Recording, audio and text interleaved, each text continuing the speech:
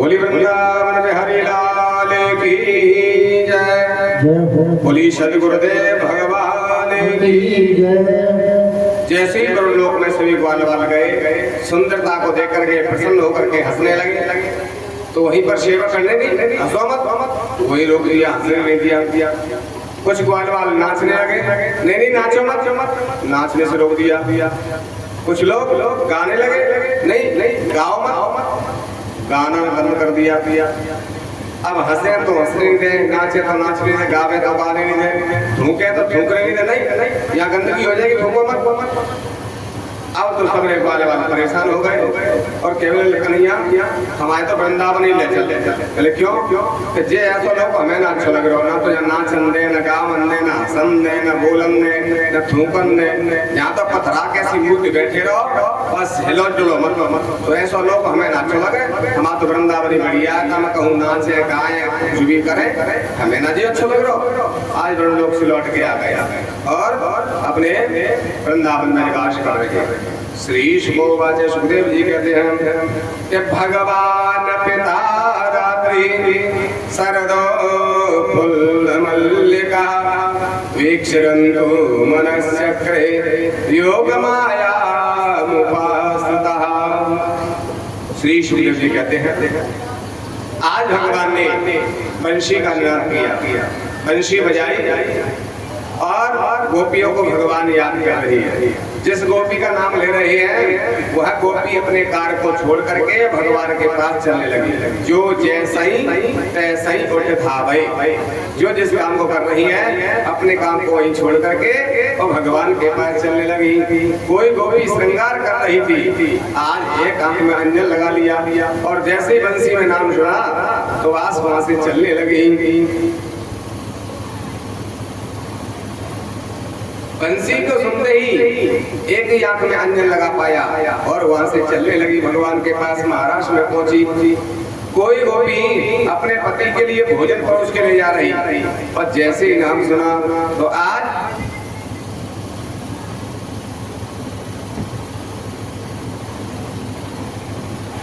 भोजन को वहीं पर छोड़ करके थाली को और सीधे भगवान के पास चलने लगी। तो जो जैसा ही तैसा ही उठा भाई। आप सब गोपियां भगवान बंसी बजा रहे हैं, नाम ले रही है, आज वो भगवान के पास जा रही है। कोई गोपी वस्त्र पहन रही थी, लहंगा पहन रही थी और जो नाम सुना तो अपनी शुद्ध को भूल गई, लहंगा को कमर में बांधने के बजाय नार में बांध करके और चलने लगे। कोई गोपी करधनी पहन रही थी और जैसे नाम सुना अपनी शुद्ध को भूल गई, करधनी को गले में लटका के चलने लगे। अस्त व्यस्त गहने पहन लिए, अस्त व्यस्त कपड़े पहन लिए, अब तो जो जैसे तैसे ही उठ रहा भाई। किसी को साथ कर लिया और वही छोड़ करके भगवान के पास चलने लगे। सभी गोपियां महाराष्ट्र में जैसे पहुंची है तो महाराष्ट्र में जाकर के आज भगवान ने उनका स्वागत किया। स्वागतम हो महाभागा प्रियम करवाणि वः प्रेष्यानामयं तस्य भूतागमन कारणम।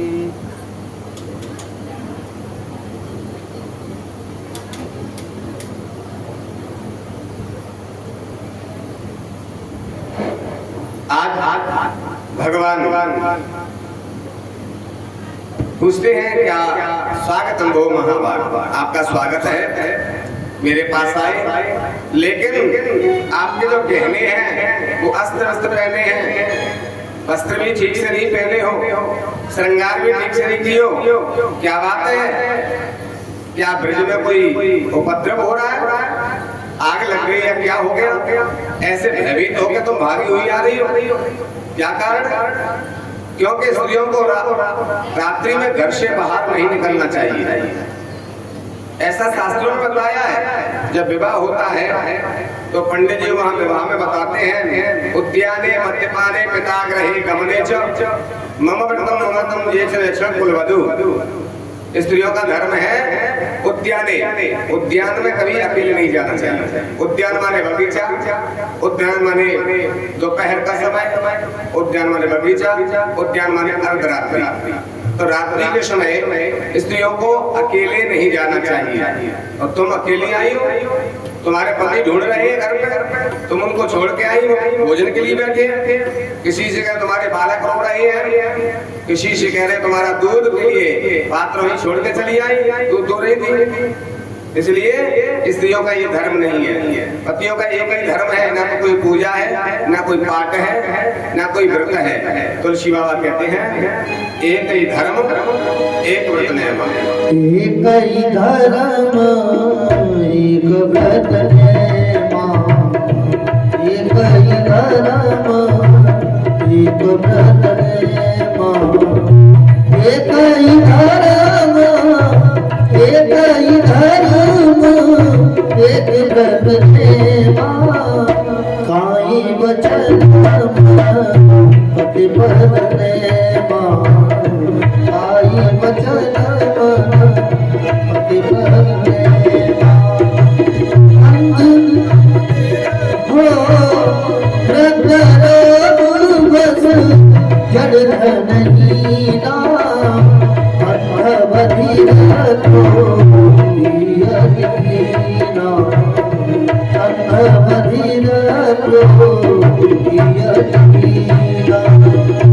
ऐसे उपति करा, ऐसे उपति करा किया पवाना, नारी पाव जब पुर दुखना, नारी पाव यम पुर दुखना। भगवान कह रही है गोपियों से, महाराष्ट्र में एक गोपी गई थी अर्धरात्रि को, शरद पूर्णिमा की रात्रि थी, तो कहते हैं स्त्रियों को कभी भी अकेले जंगल में नहीं जाना चाहिए। स्त्रियों के लिए भगवान ने एक ही धर्म बनाया, एक ही धर्म एक व्रत नेमा, काय वचन मन पति पद प्रेमा।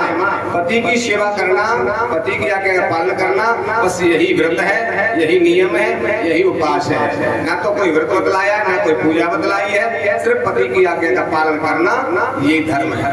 हमारा पति कैसा भी हो, चाहे वृद्ध हो, चाहे रोगी हो, चाहे क्रोधी हो, चाहे गरीब हो या अमीर हो, जैसा भी हो, अंधा हो, लूला हो, कैसा भी हो, जो भगवान ने हमारे भाग्य में लिख दिया है वही हमारे ये पति परमेश्वर है। और उसकी आज्ञा पालन करना ये पत्नी का धर्म है। और तुम अपने पतियों को छोड़ करके और यहाँ घूम रहे, ये तुम्हारा धर्म नहीं, उनकी सेवा है। आज भगवान ने जब कहा तो गोपियां कहती हैं महाराज ऐसे तुम्हारे जैसे दृष्टांत तो हम भी जानते, तो हमसे एक प्रसंग सुन लो कि हाँ। वो कहती महाराज ये बताओ, एक पतिव्रता थी जो पति की आज्ञा का पालन करती और कोई काम नहीं करती।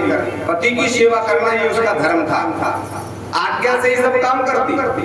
एक दिन की बात, पतिदेव ने कहा कि हम तो बाहर जा रहे हैं धन कमाने। पत्नी कहती तो मैं किसकी आज्ञा लूंगी काम करने के लिए, आपको भोजन करा के तब भोजन करती हूँ, मेरा तो नियम बिगड़ जाएगा, मैं कैसे रहूंगी।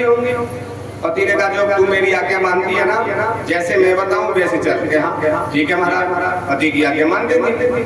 पतिदेव गए बाजार से आना फोटो खिंचवा लाया और फोटो ला करके दे दिया, लो इस फोटो को रख लो और बस इसी को भोग लगा दिया करो, और मेरी आज्ञा है भोग लगा के तुम प्रसादी खा लिया करो, और जो भी काम करना है फोटो से पूछ लिया करो, और मेरी आज्ञा है पूछ के फिर वो काम कर लिया करो। ठीक है महाराज। अब पति की आज्ञा मानते, फोटो की सेवा करने लगे, पति चले गए धन कमाने। अब वो धन कमाने के लिए चले गए, पत्नी फोटो को ही काम पूछ के काम करती थी।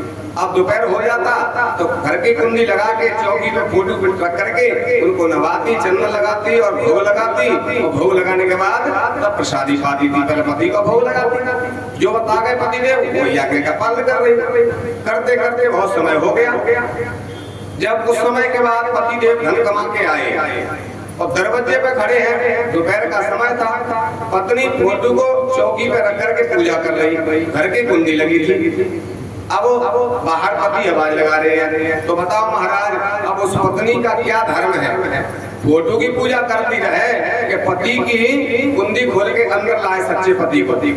भगवान कहते हैं जो कोई पूछने की बात है, जब सच्चे पति आ गए तो फोटो की क्या जरूरत है पूजा करने की? जब सच्चे पति आ गए तो जो कहा तो आज सभी गोपियां खड़ी होकर के और भगवान को हाथ पकड़ लियो कि महाराज आपने कहा है स्त्रियों के लिए पति परमेश्वर रूप है, परमेश्वर रूप है, परमेश्वर का फोटो है, और जब साक्षात परमेश्वर मिल जाए तो माटी के धोंधन की पूजा करने की क्या जरूरत है? ये फोटो की पूजा क्यों करा रहे हो? साक्षात ब्रह्म आ गए हैं, साक्षात पति आ गया है, जगत पति आ गया, तो अब फोटो की पूजा करने की क्या आवश्यकता है? जैसे ही भगवान ने सुना तो भगवान गदगद हो गए। भगवान तो इसलिए वापस कर रहे कहीं जी मेरे पास काम वासना से तो नहीं आई है, इसलिए मैं इनको वापस कर रहा था, लेकिन ये मेरे पास काम वासना से नहीं, मुझे परमात्मा समझ करके आई है। तो यहाँ महारास में किसी स्त्री पुरुष का नाच नहीं है, रास नहीं है, यहाँ जीव और परमात्मा का मिलन हुआ है। गोपी जीव है और भगवान कृष्ण ईश्वर है, तो जीव और ईश्वर का मिलन है, आत्मा और परमात्मा का मिलन है, ये महारास है। तो इसलिए गोपी किसी काम वासना से नहीं, गोपी कोई स्त्री नहीं थी जो महाराज में गई है। जितने भी दंडकारण्य के संत थे त्रेता में भगवान से मिलना चाहते थे, लेकिन भगवान कहते हैं मैं मनुष्य बन के आया हूँ, मैंने क्षत्रिय वंश में जन्म लिया है, सूर्य वंश में, इसलिए संतों के चरणों की रज मस्तक में धारण करूंगा। अभी मैं आपका अंग संग नहीं कर सकता, मैं मर्यादा का पालन कर रहा हूँ, मर्यादा पुरुषोत्तम बन के आया हूँ, इसलिए मर्यादा में संतों की चरण धारण करूंगा। लेकिन जब मैं लीला पुरुषोत्तम बन के द्वापर में आऊंगा तब तुम्हारा मेरा शरीर से आलिंगन होगा, मिलन होगा। तो वही दंडकारण्य के संत आज वृंदावन में गोपी बन के आए थे, तो वही संत गोपी बन के आए, वही गोपियों का परमात्मा का महाराष्ट्र में मिलन हुआ है। और जो अयोध्या जनकपुर में जितने संत थे वो भी भगवान से आलिंगन करना चाहते थे, तो भगवान ने आशीर्वाद दिया जाओ द्वापर में महाराष्ट्र में मेरा तुम्हारा मिलन होगा। तो जनकपुर के जितने संत थे वो भी यहाँ गोपी बन के आए हैं, तो उनका ही भगवान का मिलन हुआ है। गोपी कोई स्त्री नहीं है जिन स्त्रियों के साथ भगवान ने महाराज किया हो, वो तो ईश्वर और परमात्मा का मिलन है, जीव और परमात्मा का मिलन है। आज भगवान जितनी गोपियां आई हैं उतने ही रूप प्रकट कर दिए, अमित रूप प्रकटे कहीं काला। जितनी गोपियां आई हैं उतने ही रूप भगवान ने प्रकट कर लिया। अब तो गोपियां समझ रही है कि भगवान हमारे पास है, भगवान हमारे पास है। जितनी गोपियां हैं उतने ही भगवान बन गए कृष्ण, और एक एक गोपी एक एक कृष्ण, भगवान उनके साथ में महाराज करने लगे। जैसे महाराज हुआ, अब तो गोपियां विचार कर रही हैं कि हमारे समान संसार में कोई पुण्यात्मा नहीं है, हमारे समान कोई धर्मात्मा नहीं है। बड़े बड़े परमात्मा, बड़े बड़े योगी, बड़े बड़े ऋषि मुनि सिद्ध महापुरुष भगवान का भजन करते हैं, तब कहीं ब्रह्म क्षणिक मात्र उनके सामने प्रकट होता है और वरदान दे करके अंतर ध्यान हो जाता है। ऐसा ब्रह्म आज हमारे साथ में नाच रहा है, तो हम तो उन संतों से भी बहुत बड़ी है, हमारे समान संसार में कोई नहीं है। जब गोपियों के अंदर ये अहंकार आया तो भगवान कहते हैं कि जन अभिमान न राखो काहू। जिसके अंदर अहंकार आ जाता है, चाहे भक्ति का हो, चाहे ज्ञान का हो, चाहे प्रेम का हो, चाहे बल का हो, चाहे धन का हो, अहंकार आ गया तो उसी समय उसका पतन हो जाता है। भगवान को व्यक्ति अहंकारी पसंद नहीं है। जन अभिमान न राखो काहू, मैं अहंकार तो किसी का रखता नहीं, इनको महाराज का आनंद नहीं मिलेगा।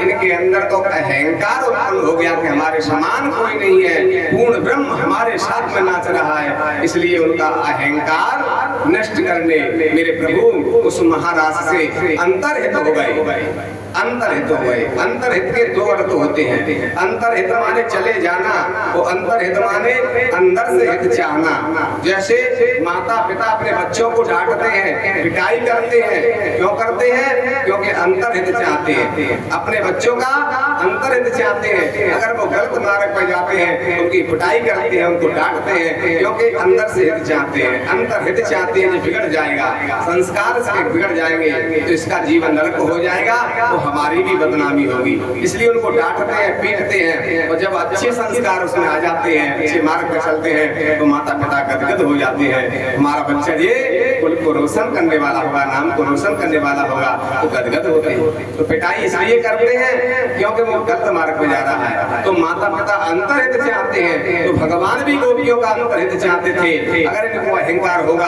तो महाराज का आनंद नहीं प्राप्त होगा, इसलिए मेरे प्रभु वहां से अंतर्हित हो गए। जब अंतरित हो गए अब तो गोपियां देख रही भगवान कहाँ गए, कन्हैया कहाँ गए। सभी गोपियां एक दूसरे को देखने लगी, तेरे पास है कि नहीं है। सबके यहाँ से अंतरित हो गए भगवान। अब तो गोपियां सभी रोती हुई फिर हमें भगवान को ढूंढ रही हैं और क्या कह रही है, प्रभु तुम्हारे बिना नहीं रह सकते, घर परिवार छोड़ दिया हमने, सब कुछ छोड़ दिया, लेकिन बिना परमात्मा के हम नहीं रह सकते। आज सभी गोपियां रो रही हैं, कह रही हैं तुम्हारी याद आती है, बताओ क्या कराए मोहन, तुम्हारे बिना हम नहीं रह सकते। रो रही है भगवान। तुम्हारी याद आती है,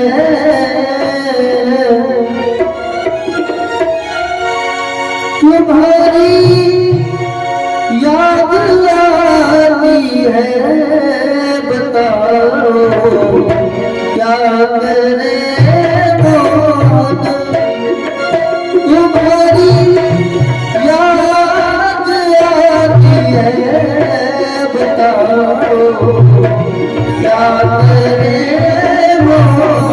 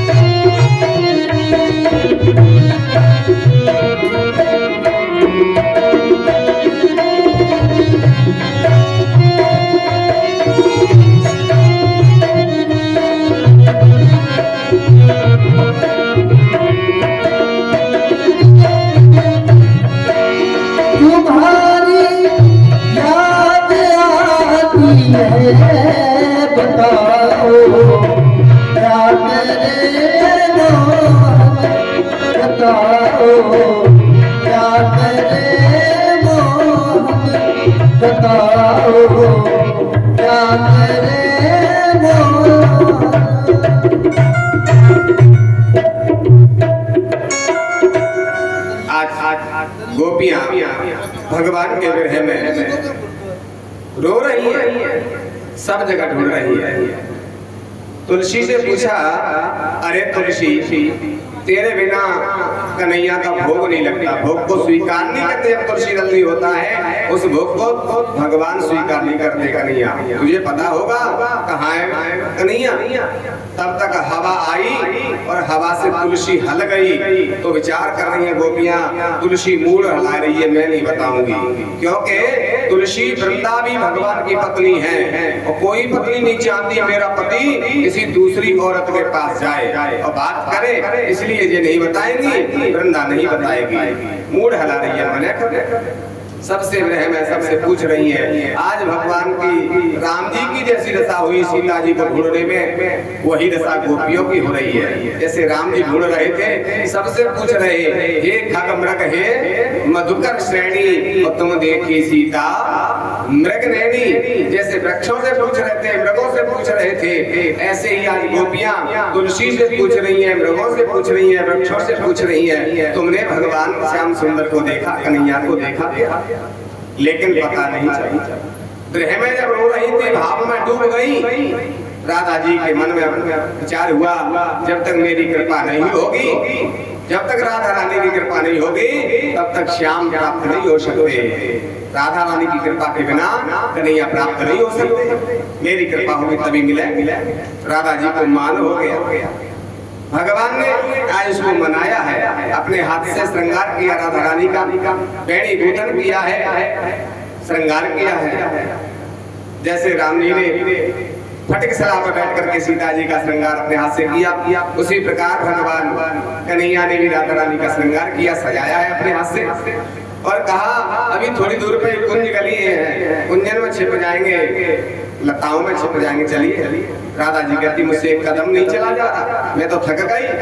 भगवान कहते तो ऐसा करो, टीले पे चढ़ जाओ, हमारे कंधे पे बैठ जाओ, कंधे पे बिठा के चलेंगे। राधा जी तुरंत टीले पे चढ़ गई। भगवान समझे कहा तो एक कदम नहीं चला जा रहा, और कंधे पे बैठ के कहीं तो टीले पे चढ़ गई, इसलिए इनके अंदर भी मान है। आज जाकर के भगवान ने कंधा किया, लो राधा जी बैठ जाओ। जो कंधा किया, राधा जी ने बैठने के लिए पैर उठाया, भगवान वहां से अंतरित हो गए। भगवान जब अंतरित हुए, राधा जी लुढ़कती हुई नीचे आ गई और रोने लगी, तो भगवान अंतरित हो गए। आज गोपियां दर्शन ढूंढती हुई आ रही, रोती रोती राधा जी को रोता हुआ देखा, पूछा तुमको भी भगवान छोड़ गए? राधा जी कहती है हमारे अंदर अभिमान आ गया, हमारे तो मान हो गया था। हमसे कहा पूछा चलो, तो हमने कहा ये कदम नहीं चला जा रहा। भगवान ने कहा कंधे पे बैठ जाओ, तो कंधे बैठ के हम टीले पे चढ़ गए, तो हमारे अंदर अहंकार अभिमान आ गया, इसलिए भगवान हमको छोड़ गए। तब गोपियों को ध्यान आया कि अभिमान तो हमारे अंदर भी आया था, कि हमारे समान संसार में कोई तपस्वी नहीं है, तो हो सकता है अभिमान के कारण ही भगवान हमको छोड़ के चले गए। अब तो हम अभिमान कर रहे, इसलिए भगवान में नहीं मिले। अहंकार जहाँ होता है भगवान नहीं आते। तो आज सब गोपियां राधा जी के साथ यमुना जी के किनारे पहुंची, वहां जाकर के भगवान के विरह में रोने लगी, प्रार्थना कर रही, प्रभु आपके बिना हम रह नहीं सकते, आप नहीं मिलोगे अपने प्राण त्याग देंगे, लेकिन हम नहीं रह सकते। गोपी गीत के माध्यम से भगवान की स्तुति की है, विरह में रोने लगी है, भाव में डूब जाती है। उनकी दशा कैसी हो गई, मम गुण गावत पुलक शरीरा और गद गद गिरा नैन वह नीरा, कंठ अमृत हो गया, नैनों से जल धारा बह रही है, भाव में डूब गए, विरह में डूब जाती है। तो भगवान उसी समय उन गोपियों के मध्य में प्रकट हो गए। जैसे प्रकट हुए, आज सभी गोपियों ने चरण पकड़ लिए भगवान के, प्रभु हमने सर्वस्व आपके लिए त्याग दिया, तो आप हमें छोड़ करके अंतरित हो गए। भगवान कहते गोपियों मैं कहीं नहीं गया, मैं तो तुम्हारे पास ही था, लेकिन तुम्हें दिखाई नहीं दे रहा। क्यों महाराज? पहले दिखाई नहीं दे रहे, अब कैसे दिखने लगे? कि जैसे दर्पण के ऊपर अगर धूल जम जाती है तो हमारा चेहरा दिखाई नहीं देता। अहंकार रूपी तुम्हारे जो दर्पण है उसमें अहंकार की धूल जम गई दिल में, हृदय में, इसलिए मेरे दर्शन नहीं होते। मैं तो हर घट में बैठा हूँ, हर व्यक्ति के हृदय में विराजमान हूँ, लेकिन अहंकार की धूल जमी हुई है, इसलिए वो मुझे पहचान नहीं पा रहा। अहंकार की धूल जब धुल जाएगी तभी मेरे दर्शन होते हैं। कब होते हैं? कैसे धुलेगी?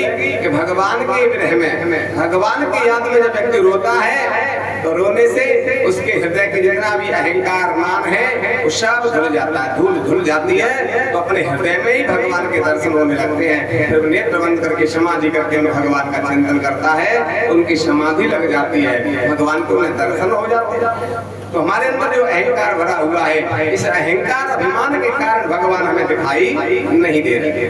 जब तुम मेरे प्रेम में रोने लगी थी तो तुम्हारा जो अहंकार था वो आंखों के द्वारा सारा अहंकार की धूल धुल गई है, तब मेरे दर्शन तुम्हें हो रहे हैं। तो आज बिल्कुल ठीक कह रहे हो, हमें अहंकार तो हो गया। आज भगवान सभी गोपियों के मध्य में महाराष्ट्र में पहुंचते हैं और सभी गोपियां महाराष्ट्र में जा रही हैं। इधर मैया पार्वती भी महाराष्ट्र के लिए तैयार हो रही है, बड़ी जल्दी जल्दी तैयार हो रही है, क्योंकि हमारी माता बहनें तो तैयारी दो प्रकार की होती है। एक तो अपने मायके जाती है तब तैयार होती है, एक ससुराल जाती है तब तैयार होती है। तो ससुराल जाएंगी तो घंटन लग जाते हैं, घंटन में तैयार होती है। तुम मैया के गले से लपेट करो बेंगी, तुम पिताजी के गले से लपेट करो बेंगी, तुम भौजाई के गले करो बेंगी, कहूँ बहन के गले करोगे। घंटन में घर से बाहर निकलेंगे और कहूँ भैया ले में पहुंच जाए तो 5 मिनट में सूटकेस लग के बाहर आ जाता है। 5 मिनट लगते कि मायके को जाती है तो कोई देर नहीं लगती है। तो आज भैया पार्वती इतनी जल्दी तैयार भई कि मां मायके जा रही है, फटाफट तैयार हो गए, चलने को तैयार। भोले बाबा ने कहा देवी को पूछा नहीं कहाँ जा रही हो, और चल बड़ी जल्दी तैयार हो गई हो, कहाँ जा रही हो? आज तो पूछा भी नहीं। आज पार्वती का तुमसे पूछने की जरूरत नहीं है। क्यों? क्योंकि हम ऐसी जगह जा रहे हैं कि वहां तुम्हारी आज्ञा लेने की जरूरत है।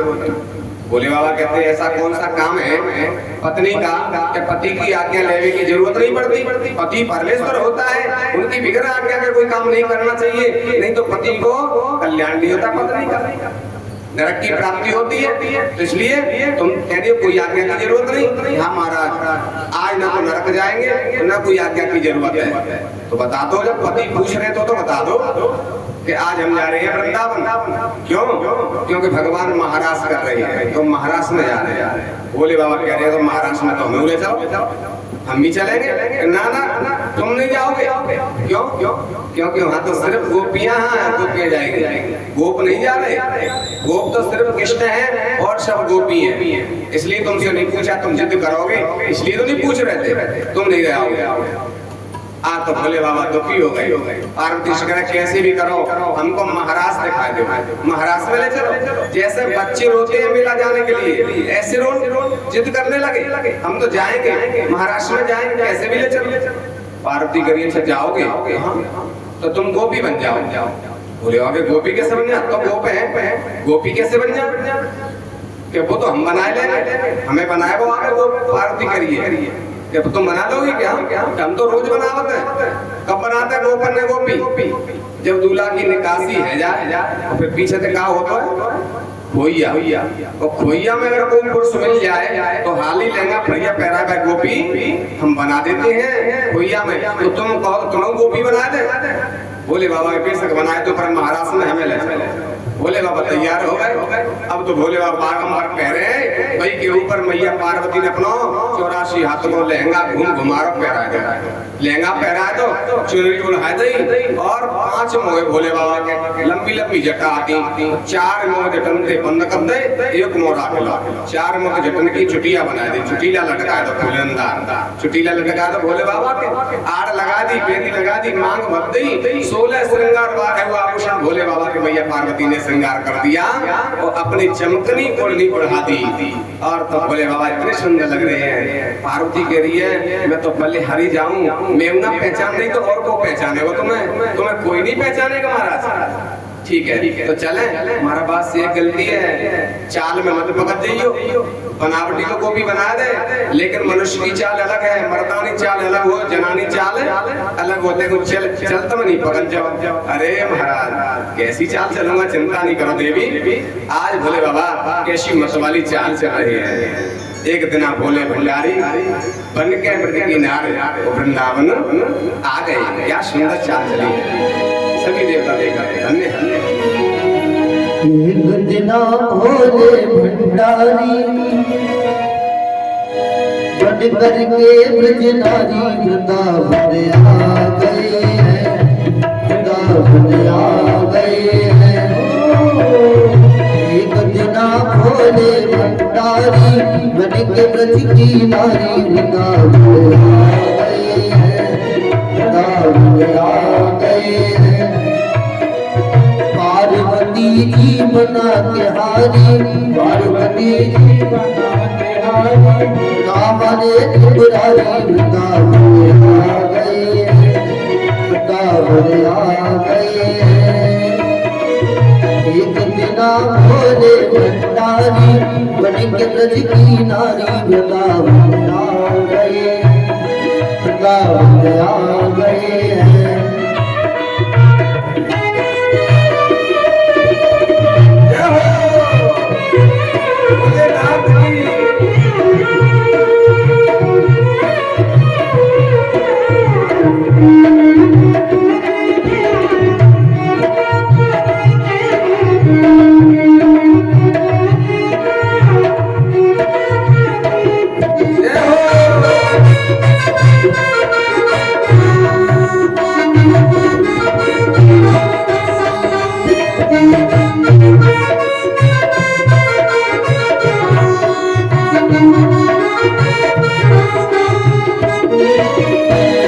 पार्वती से बोले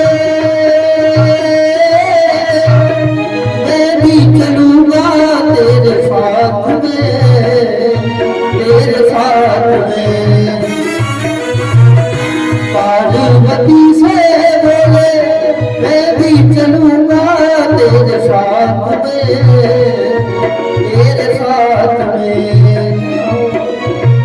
राधा संग श्याम नाचे मैं भी नचूंगा तेरे साथ में, तेरे साथ में। दास रचेगा मुझ में भारी, दास रचेगा मुझ में भारी, हमें दिखाओ प्यारी वृंदावन आ गए हैं, वृंदावन आ गए हैं। एक जना भोले भंडारी बन के ब्रज की नारी वृंदावन आ गए हैं, वृंदावन आ गए हैं। पार्वती जी मना के हारी, पार्वती जी मना के हारी, ना माने त्रिपुरारी वृंदावन आ गए हैं, वृंदावन आ गए हैं। जय हो।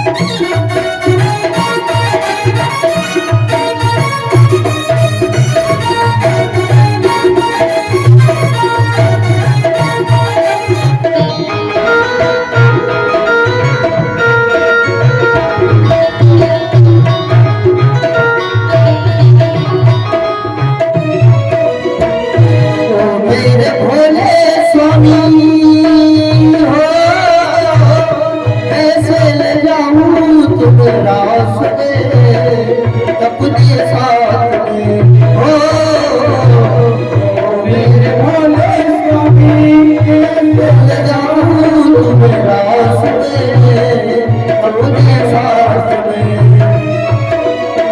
मोहन के सिवा वहाँ कोई पुरुष न जाए उस रास में, उस रास में हो।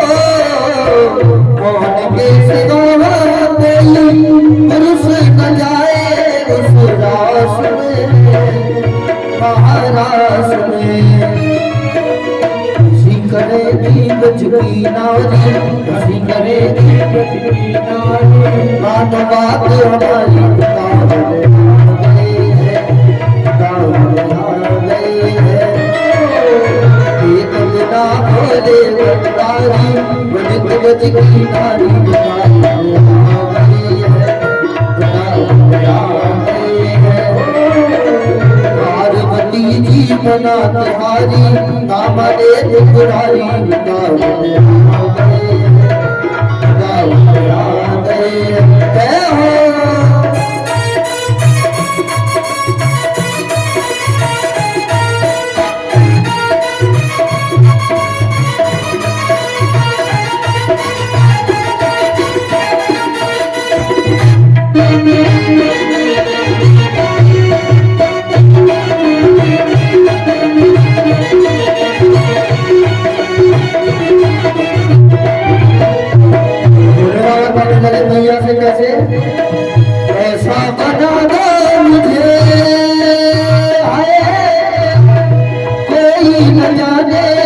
राज को, इस बात को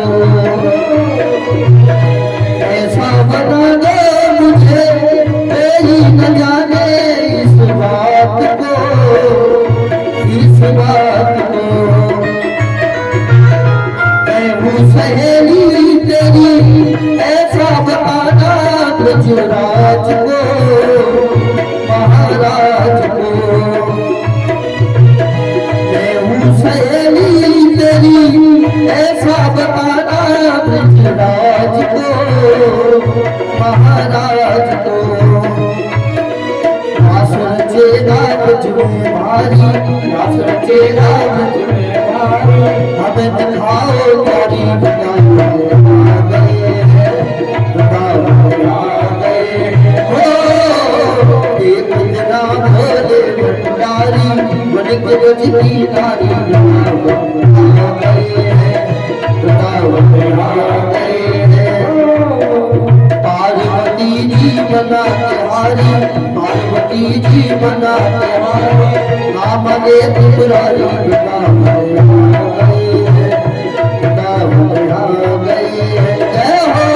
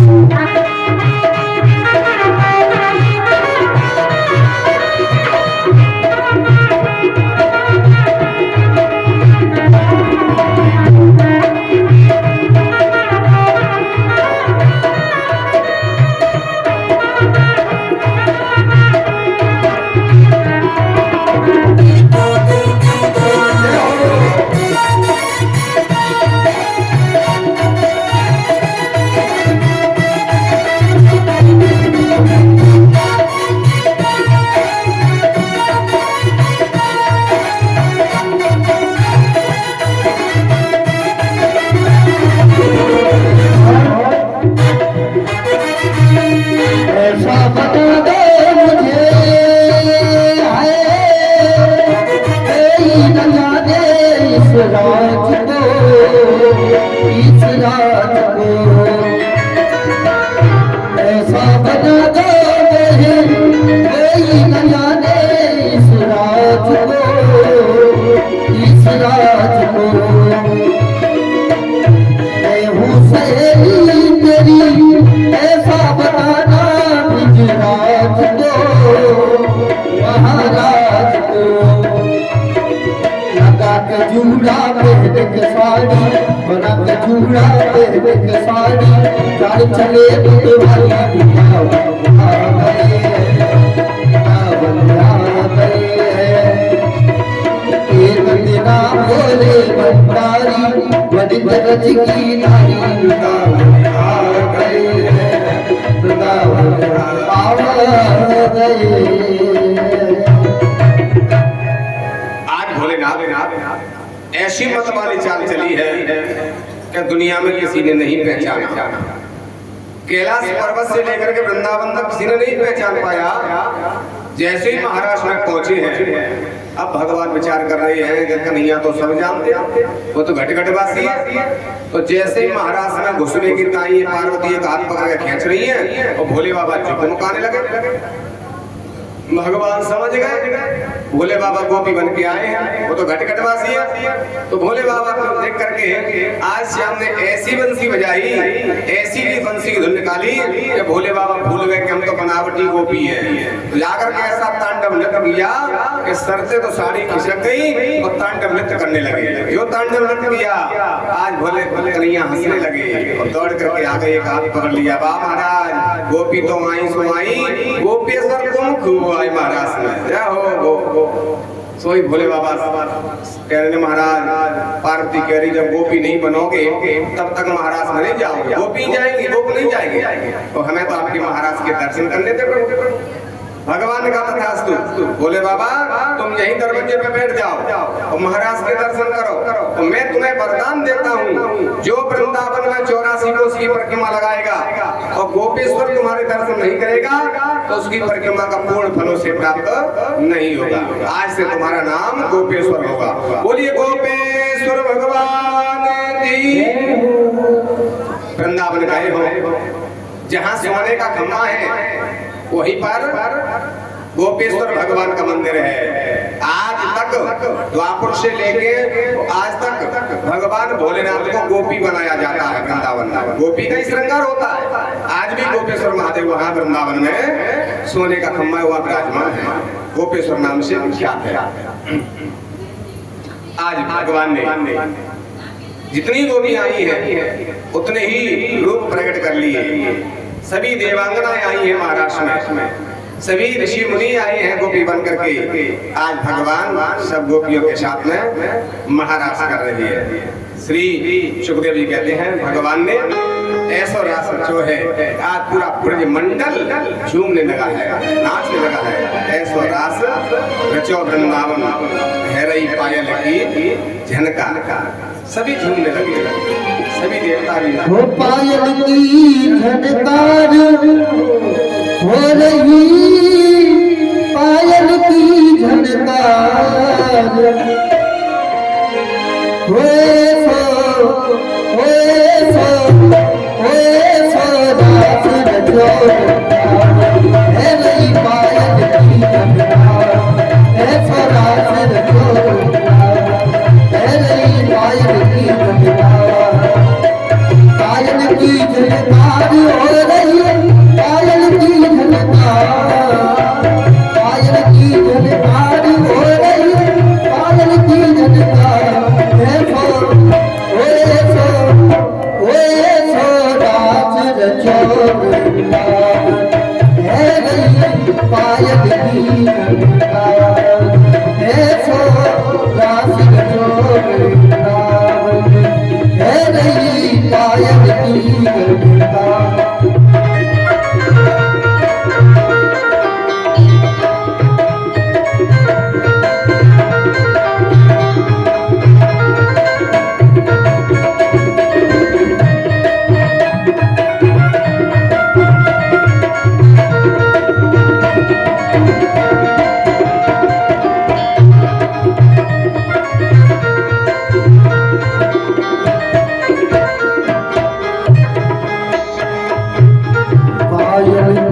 झनकार है रही पायल की झनकार, पायल की झनकार है रही पायल की झनकार। ऐसो रास रचो है रही पायल की झनकार।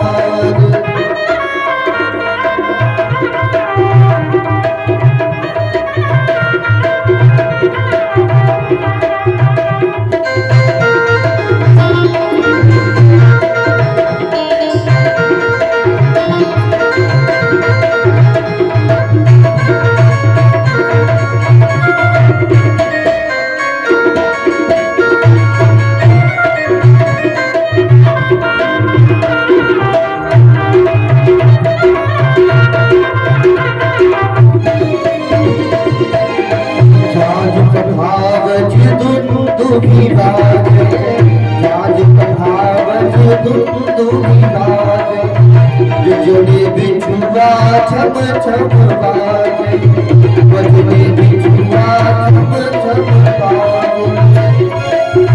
बंसी बाजे मनमोहन की और बीना के तार हो, बंसी बाजे मनमोहन की और बीना के तार। ऐसा रास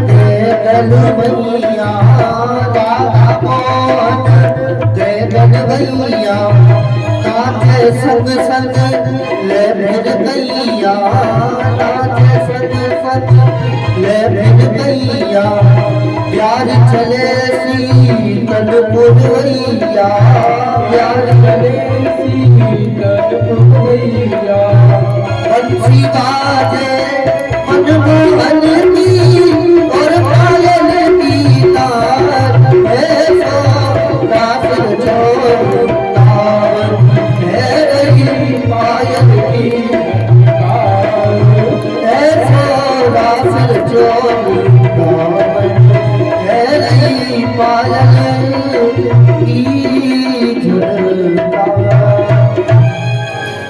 भगवान ने आज महाराज सर्व पूर्णिमा की जो रात्रि थी योग माया के द्वारा इस रात्रि के लिए 6 महीना की रात्रि बनाई 6 महीना की रात्रि हो गई। त्रेता में भगवान ने दिन के लिए 1 महीने का दिन बनाया था। तुलसी बाबा कहते हैं मास दिवस कर दिवस भाव मर्म न जाने कोई रत समेत रग थाके निशा कवच विद होय। त्रेता में भगवान ने जब राम जी का जन्म हुआ तो 1 महीने का दिन हुआ था और जब भगवान ने द्वापर में महारास किया था तो सर्व पूर्णिमा की रात्रि को 6 महीना की रात्रि बनाई थी। 6 महीने तक महारास ब्रज में चलता रहा। आज नारद जी विचार करते हैं भगवान नाचते रहेंगे तो इस पृथ्वी पे जिस कार्य के लिए आए हैं भार उतारने के लिए आए हैं वो भार कब उतारेंगे। ऐसा विचार करके वीणा बजाते हरि गुण गाते नारद जी पहुंच गए मथुरा में। मथुरा में जैसे भगवान का कहने लगे कंस महाराज के दरबार में पहुंचे हैं नारद जी तो उन्होंने खड़े होकर के स्वागत किया। ये नारद जी बहुत समय बाद आए। गुरुदेव संसार की कुशल क्षेम सुना कि संसार की सुनावे क्या ही सुना दे कि हमारी क्या सुनाओगे महाराज। कि तुम वसुदेव जी से बहुत प्रेम करते थे, बचपन के मित्र हैं, साथ साथ पढ़े लिखे बड़े हुए हो, लेकिन तुम्हें पता है देवकी के 8वीं कन्या नहीं 8वां बालक ही हुआ था। आज देवता झूठ नहीं बोलते कभी भी। देवता ने कहा देवकी का 8वां बालक तेरा काल होगा तो देवकी का 8वां बालक ही हुआ था। लेकिन वसुदेव जी बालक को नंद बाबा के यहाँ छोड़े आए और नंद रानी के जो योग माया ने जन्म लिया था और योग माया को लेकर के देवकी के हाथ में दे दिया। वो योग माया आकाश को चली गई अष्टभुजा धारण करके। तो ये अदला बदली वसुदेव ने करी है। देवकी के 8वें बालक ही हुआ था। जो कंस महाराज ने नारद जी से सुना कि वसुदेव ने अदला बदली करी है, क्रोध आ गया, खड़े हो गए गलती से, तलवार निकाल ली कंस महाराज ने। और जैसे ही तलवार निकाली नारद जी का क्या करते हो कंस कि मैं अभी वसुदेव को मार दूंगा, देवकी को मार दूंगा, इन्होंने मेरे साथ विश्वासघात किया। नारद जी कहते हैं राजन हमने सोचा कि जो बड़े आदमी होते हैं राजा होते हैं वो बुद्धिजीवी होते हैं, लेकिन लगता तुम तो बिल्कुल मूर्ख लगते हो। कैसे मारा सारा? अगर तुमने वसुदेव को मार दिया तो ये बात मार काट की तुरंत फैल जाती है। गलत बात तो ऐसे फैलती है जैसे पेट्रोल की उड़ती है, पेट्रोल की तरह उड़ जाती है। तो महाराज पहले अपने काल को मारो। जो देवकी का लाला है 8वां कृष्ण बलदाऊ 7वां गर्भ भी स्खलित नहीं हुआ है, वो योग माया के द्वारा वसुदेव की पत्नी दूसरी रोहिणी के घर में पहुंचाया, ये योग माया के द्वारा। तो 7वां गर्भ भी जीवित है और 8वां बालक भी जीवित है, कृष्ण है वो। उनको दोनों को बुलवा ले, तेरे यहाँ बहुत पहलवान है और उनके द्वारा मरवा दे। चाणूर मुष्ट एक साल तौसल बड़े बड़े पहलवान है, 10-10 हजार हाथी की ताकत है। इनके द्वारा तू पहले अपने काल को मार, उसके बाद में देवकी वसुदेव से जो उन्होंने विश्वासघात किया है उसका बदला लेना। ऐसे समझा करके नारद जी वीणा बजाते हरिगुण गाते और पहुंच गए वृंदावन, जहां महारास हो रहा था। जितनी गोपियां हैं उतने ही भगवान कृष्ण ने रूप धारण कर लिए। एक एक गोपी एक एक कृष्ण है और सबसे अलग खड़े हुए हैं, बंसी बजा रहे हैं।